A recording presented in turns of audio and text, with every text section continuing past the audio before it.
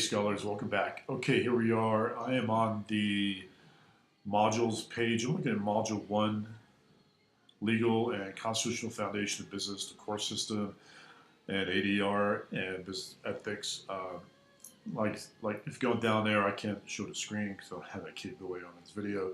You got the introduction, open exercises, interactive discussion forum, critical thinking, mastery, portfolio, reminder.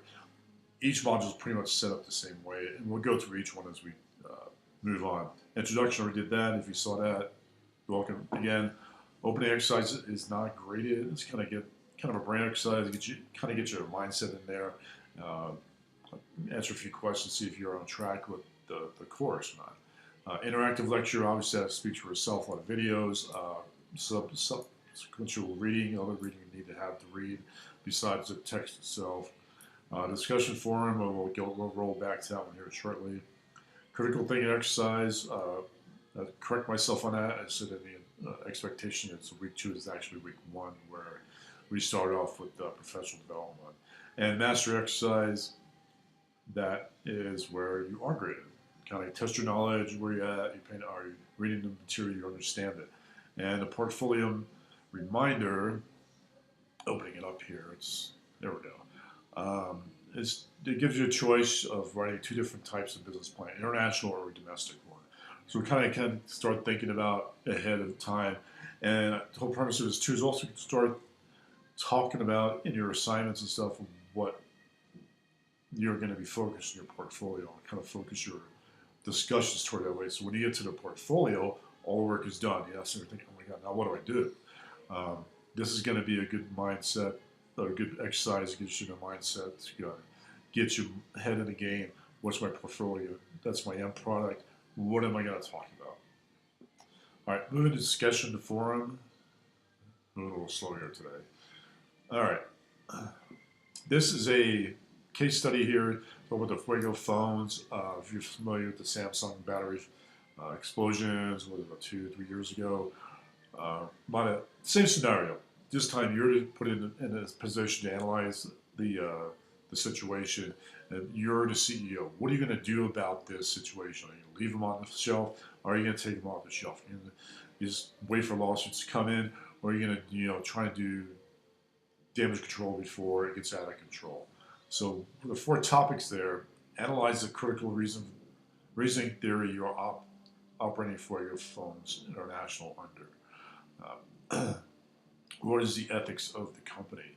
Are you more profit-driven? Are you community-driven? Are you have a sense of responsibility to community? How are you involved? What is the ethics? I mean, are you responsive to customer service? Is it just, okay, it's broken, we'll put a Band-Aid on and move on?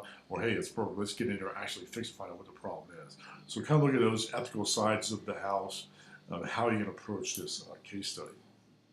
Identify the pros and cons of leaving the rapid-fire 6 phone on the shelves because you feel your duty as a corporate manager is to maximize shareholder profits.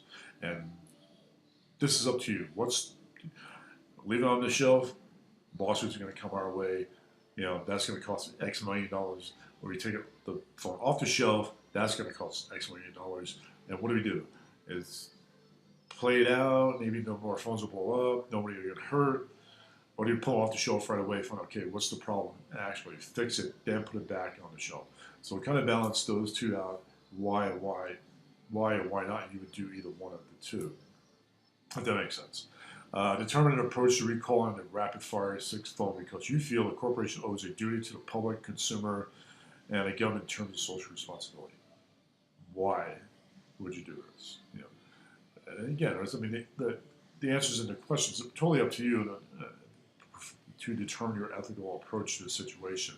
You owe a duty to the public, the consumer, the government in terms of social responsibility. Why the public? Well, if the phone blows up in a public place, they catch the establishment sits on fire. It might damage more than one person. It might burn down a car or a truck, whatever it's in. It's going to hurt people. Consumers, you have a reputation to keep. This is a big company. You're international. Everybody knows Fuego phones, or think of Samsung in this case. And do you give the consumer the confidence and the trust that, hey, They're responsible. They saw a problem with the phone and they fixed it. Government, in terms of social responsibility, corporate social responsibility is a big thing for the past 10 to 15 years coming around. Think about what is your responsibility. There's also contractual responsibilities. You also got that involved. How do you keep everybody happy and still have the shareholders make their money? A lot to think about. It's a good exercise brain on what you would do as CEO. If you have any questions, please ask. I hope you enjoy the exercise. Thanks.